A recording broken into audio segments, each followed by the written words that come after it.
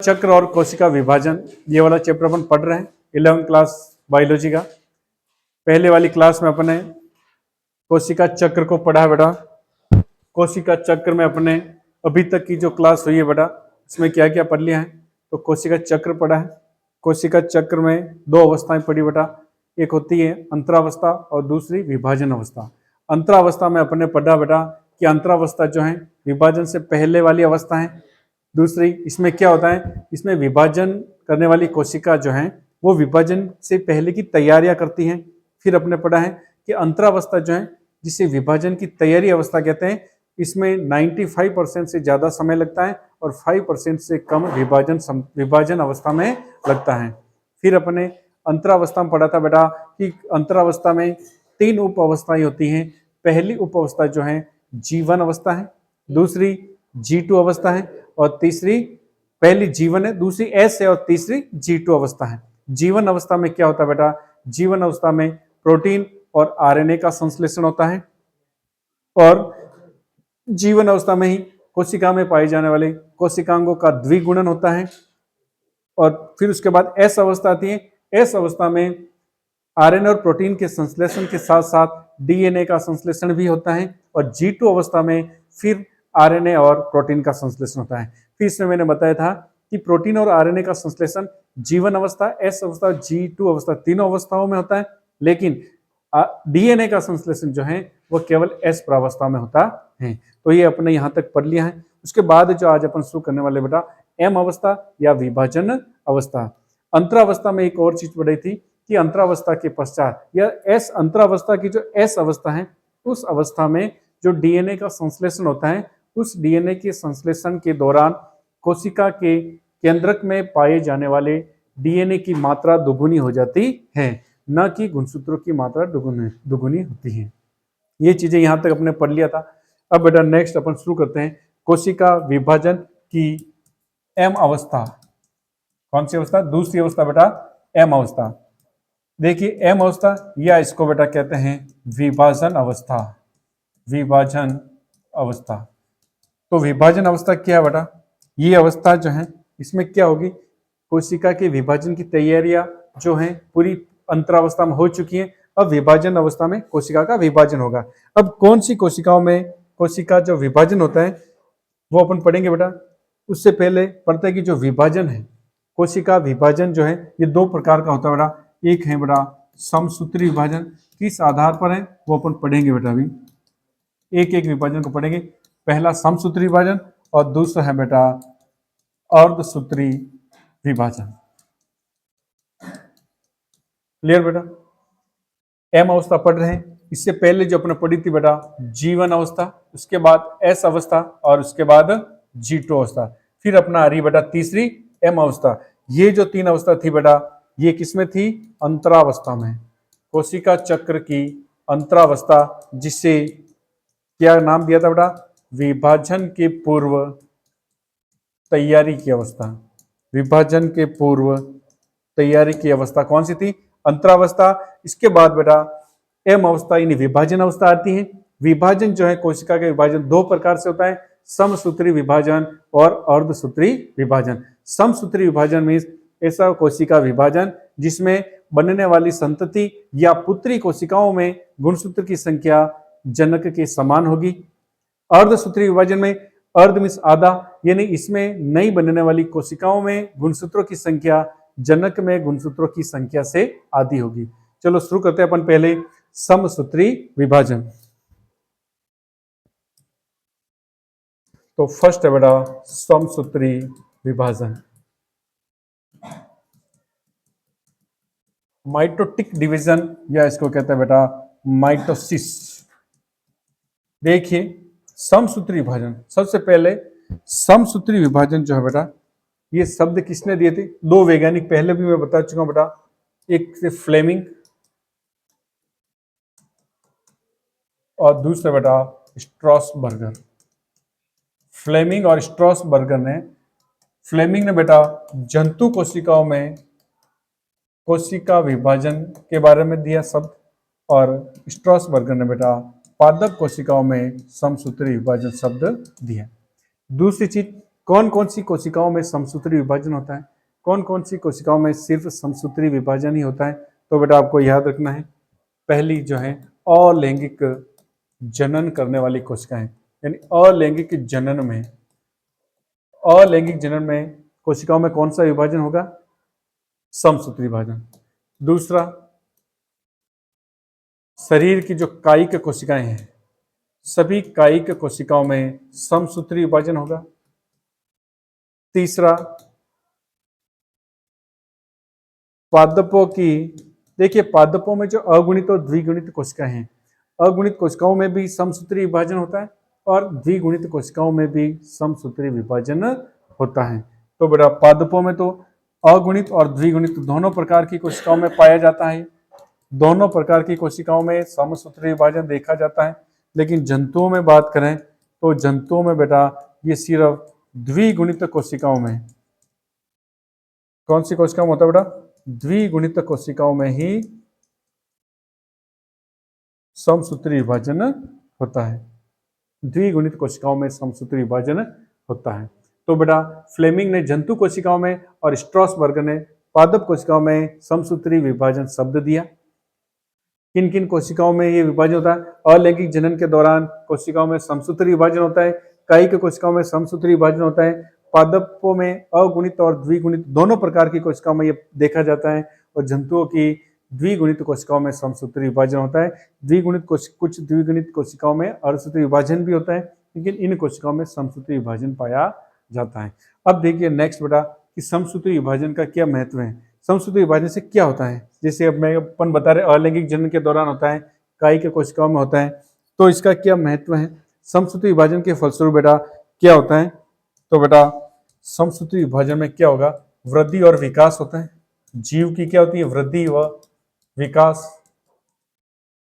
दूसरा बेटा भ्रूण का जो निर्माण है, भ्रूण का निर्माण भी किससे होता है? भ्रूण निर्माण के दौरान जो विदलन होते हैं, विदलन एक प्रकार के तीव्र समसूत्री विभाजन ही है। तो भ्रूण निर्माण में कौन सा विभाजन होता है? समसूत्री विभाजन। मरम्मत हेतु विभिन्न प्रकार के अंगों और ऊतक की मरम्मत हेतु भी कौन सा विभाजन होता है? समसूत्री विभाजन होता है। नए ऊतकों के निर्माण, नए ऊतकों व अंगों के निर्माण में, नए ऊतकों व अंगों के निर्माण के दौरान भी कौन सा विभाजन होगा? समसूत्री विभाजन होता है। और बेटा कहां देखा जाता है? पुराने जो अंग हैं, पुराने अंगों से जो नए अंगों का निर्माण होता है, पुराने अंगों से नए अंगों के निर्माण के दौरान कौन सा विभाजन देखा जाता है बेटा? समसूत्री विभाजन। तो समसूत्री विभाजन फ्लेमिंग और स्ट्रॉसबर्गर ने पादप और जंतु कोशिकाओं में अलग अलग ये शब्द दिए थे बेटा। फिर बेटा वृद्धि और विकास, भ्रूण निर्माण, मरम्मत हेतु, नए ऊतकों व अंगों के निर्माण और पुराने अंगों से नए अंगों के निर्माण के दौरान ये विभाजन होता है। ये कौन कौन सी कोशिकाओं में होता है? अलैंगिक जनन के दौरान, कायिक कोशिकाओं में, पादपों की द्विगुणित और अगुणित दोनों कोशिकाओं में, और जंतुओं की द्विगुणित कोशिकाओं में इसे देखा गया है। चलो बेटा आगे नेक्स्ट। इसके बाद देखिए जो समसूत्री विभाजन है बेटा, ये कोशिका है, ये कोशिका का क्या है? केंद्रक है।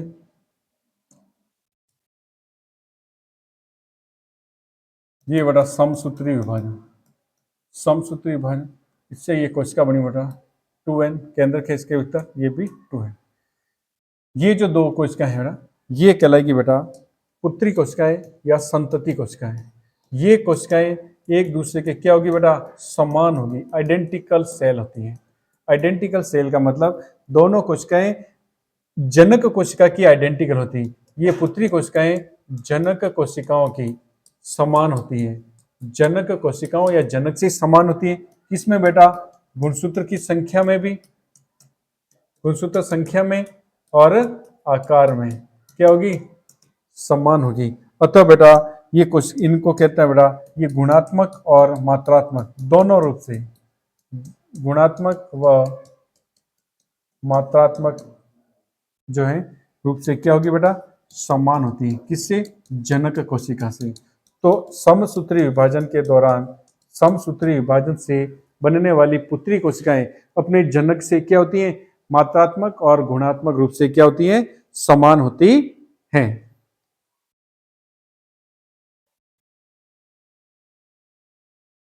क्लियर बेटा, यहां तक,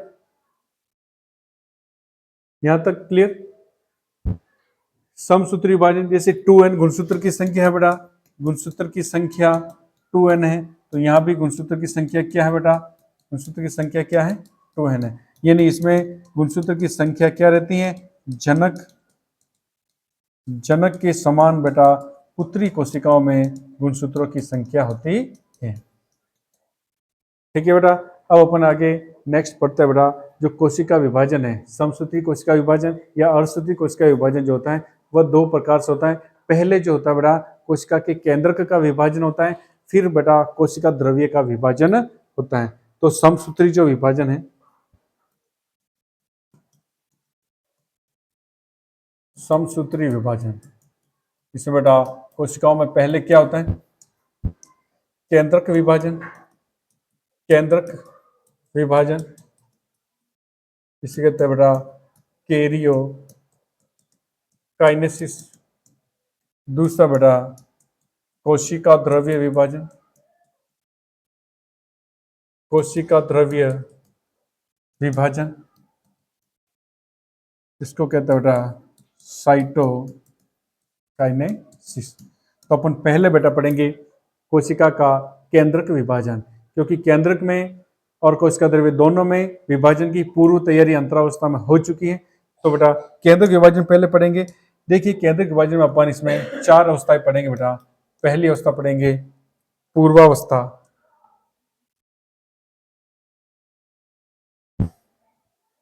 पहले पढ़ेंगे बेटा पूर्वावस्था या इसको कहते हैं बेटा प्रोफेज।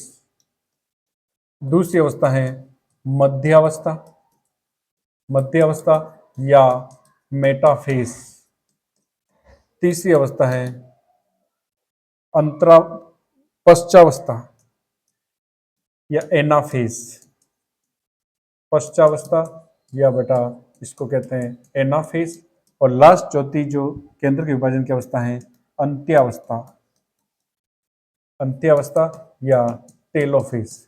तो बेटा कोशिका विभाजन पढ़ रहे हैं, कोशिका विभाजन में अपन समसूत्री विभाजन पढ़ रहे हैं। समसूत्री विभाजन में पहला अपन है बेटा केंद्रक विभाजन या कैरियोकाइनेसिस। को 4 उप अवस्थाएं हैं बेटा, पहली प्रोफेज, मेटाफेज, एनाफेज और टीलोफेज। तो अपन शुरू करते हैं बेटा केंद्रक विभाजन। पहली अवस्था है केंद्रक विभाजन की कोशिका द्रव्य, केंद्रक विभाजन की पहली अवस्था बेटा पूर्वावस्था, प्रोफेज, प्रोफेज या पूर्वावस्था। देखिए बेटा प्रोफेज या पूर्वावस्था में क्या होता है, इससे पहले प्रोफेज से जस्ट पहले वाली अवस्था कौन सी थी बेटा, तो G2 अवस्था थी, क्योंकि इससे पहले अंतरावस्था में थी कोशिका। तो G2 अवस्था में क्या हुआ था बेटा, G2 अवस्था में उन प्रोटीन और आरएनए का संश्लेषण होता है जिनका उपयोग केंद्रक विभाजन में किया जाता है।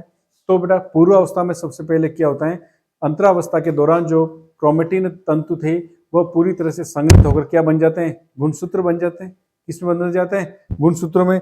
तो पूरी तरह से इसमें क्या होता है, पहला स्टेप बेटा कि क्रोमेटिन जो तंतु हैं वो पूरी तरह से संघनित होकर, क्रोमेटिन तंतु संघनित होते हैं और संघनित होकर क्या बनाते हैं बेटा, क्रोमोसोम बनाते हैं। किसका निर्माण करते हैं, क्रोमोसोम का निर्माण करते हैं। दूसरा जो बेटा, दूसरा इसमें क्या इसका लक्षण है, कौन सी क्रिया होती है, तारक काय जो है, तारक काय से जो तारक केंद्र बने, तारक केंद्र बेटा ध्रुवों की तरफ जाते हैं। तारक केंद्र कहाँ पहुंच जाते हैं, कोशिका के ध्रुवों की तरफ। ये बेटा कोशिका है, ये कोशिका है। इस कोशिका में किसका निर्माण हुआ बेटा, इस कोशिका में जो गुणसूत्र बने हैं, ये कोशिका में बेटा जो ये केंद्रक है। देखिए प्रोफेज में क्या होता है बेटा, क्रोमेटिन से क्या बन गए, गुणसूत्र बन जाते हैं। क्रोमेटिन संघनित होकर क्या बना देते हैं बेटा, ये गुणसूत्र है। ये बेटा 2 क्रोमेटिड है, सिस्टर क्रोमेटिड, इनको कहेंगे बेटा सिस्टर क्रोमेटिड या पुत्री क्रोमेटिड। देखिए बेटा अब इस अवस्था में क्या होता है, क्रोमेटिन जो है संघनित होकर क्रोमोसोम बना दी, तारक काय जो है बेटा वो ध्रुव पर चले जाते हैं और तर्कु तंतु का निर्माण प्रारंभ करते हैं। ठीक है बेटा।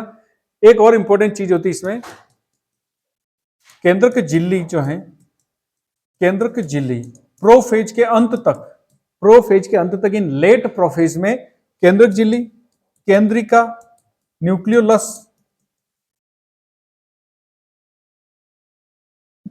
अंतःप्रदेवी जालिका और गोल्जिकाएं, अंतःप्रदेवी जालिका ईआर और जीबी गोल्जिकाएं, ये बेटा विलुप्त हो जाते हैं। ये क्या हो जाते हैं?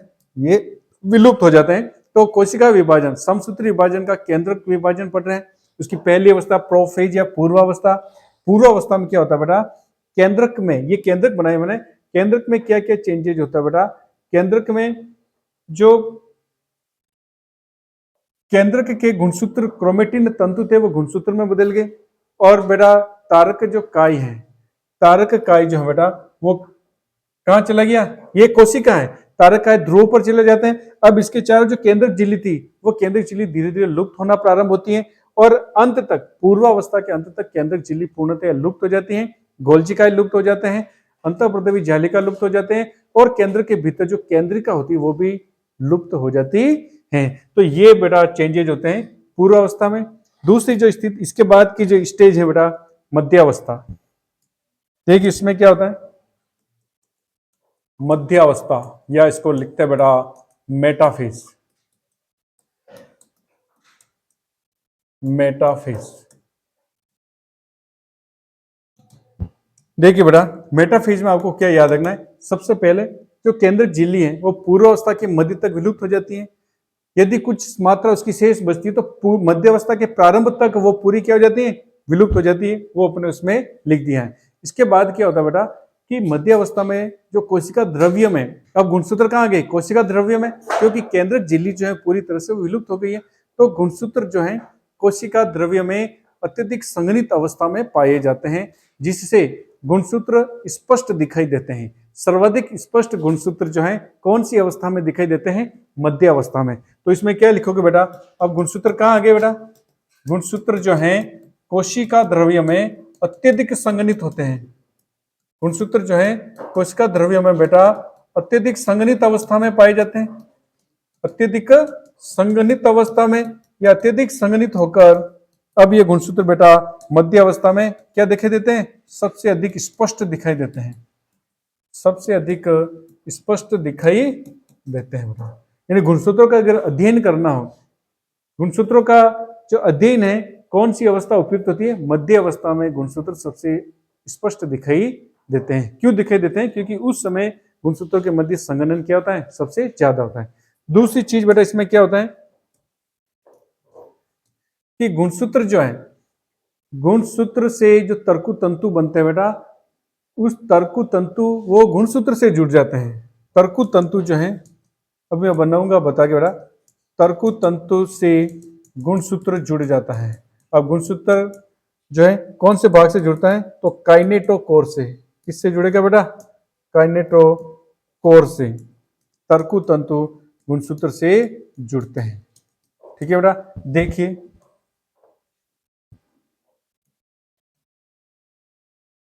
इसमें क्या होता है बेटा, एक चीज और बेटा, इसमें गुणसूत्र जो है काइनेटोकोर से जुड़ जाते हैं और गुणसूत्र मेटाफेजिक प्लेट या मध्यावस्था प्लेट पर स्थित होते हैं। इसको कहते हैं बेटा मेटाफेजिक प्लेट पर व्यवस्थित। कैसे हैं? देखिए बेटा चित्र में कि सभी गुणसूत्र, दो चीजें ध्यान रखनी है। एक तो बेटा गुणसूत्र जो है कहाँ स्थित होते हैं? मेटाफेजिक प्लेट पर। सारे गुणसूत्र बेटा मेटाफेजिक प्लेट पर स्थित। ये बेटा मेटाफेजिक प्लेट है। ये क्या है? मेटाफेजिक प्लेट पर गुणसूत्र क्या हो जाते हैं? मेटाफेजिक प्लेट पर गुणसूत्र स्थित होते हैं। एक मिनट,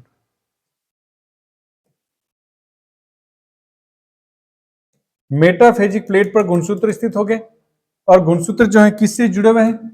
गुणसूत्र किससे जुड़े हुए हैं? तर्कु तंतु से जुड़े हुए हैं। और तर्कु तंतु किससे निकलते हैं बेटा? तर्कु तंतु किससे निकले हुए हैं? तारक काय से। तो तारक काय से जो तर्कु तंतु निकलना प्रारंभ हुए थे पूर्वावस्था में, मध्य अवस्था में इन तर्कु तंतुओं से गुणसूत्र जुड़ते हैं। गुणसूत्र से ये तर्कु तंतु कौन से पॉइंट से जुड़ते हैं? तो आपको याद रखना बेटा काइनेटोकोर से। काइनेटोकोर ये काइनेटोकोर होता है बेटा, ठीक है। तो काइनेटोकोर से गुणसूत्र तर्कु तंतु से जुड़ जाते हैं। क्लियर बेटा। और गुणसूत्र मेटाफेजिक प्लेट, ये बेटा मेटाफेजिक प्लेट है, इस पर व्यवस्थित हो जाते हैं। क्लियर बेटा। एक चीज में और, ये जो तर्कु तंतु जो बना है बेटा, तर्कु तंतु कौन सी प्रोटीन का बना होता है? तर्कु तंतु में कौन सी प्रोटीन होती है? तो तर्कु तंतु जो है दो घटकों से मिलकर बना है। एक तो प्रोटीन, प्रोटीन होता है बेटा इसका 97%, और दूसरा बेटा आरएनए, प्रोटीन और आरएनए से मिलकर बने होते हैं। इसलिए इंपॉर्टेंट है, तर्कु तंतु कौन सी प्रोटीन से मिलकर बनता है? तो बेटा ट्यूबुलिन प्रोटीन होती है। कौन सी प्रोटीन होती है? Tubulin protein. तो तर्कु तंतु में कौन सी प्रोटीन होती है? ट्यूबुलिन प्रोटीन होती है। क्लियर बेटा यहां तक? ये क्या है बेटा? तारक काय। ये क्या है? तारक काय। तो यहां तक क्लियर बेटा। मध्य अवस्था में इंपॉर्टेंट क्या है कि सभी गुणसूत्र जो है तर्कु तंतुओं द्वारा काइनेटोकोर से जुड़ते हैं, और सभी तर्कु तंतु मध्य मेटाफेजिक प्लेट पर स्थित होते हैं। तीसरी, ये जो तर्कु गुणसूत्र जो है मेटाफेजिक प्लेट में सबसे स्पष्ट दिखाई देते हैं। यानी गुणसूत्रों का अध्ययन करना हो तो कौन सी अवस्था उपयुक्त है? मेटाफेज। तो इसमें यह भी लिखना होगा, गुणसूत्रों के अध्ययन हेतु, गुणसूत्रों का अगर अध्ययन करना है, अध्ययन हेतु उपयुक्त जो अवस्था है वो कौन सी है बेटा? सबसे उपयुक्त अवस्था कौन सी है? मध्य अवस्था। इसके बाद बेटा तीसरी अवस्था आएगी मध्य अवस्था। तीसरी अवस्था आएगी मध्य अवस्था के बाद एनाफेज, या बेटा इसको लिखते हैं पश्चावस्था। पश्चावस्था या एनाफेज। देखिए बेटा एनाफेज में क्या होता है? एनाफेज में क्या होता है? पूर्वावस्था पढ़ ली अपने।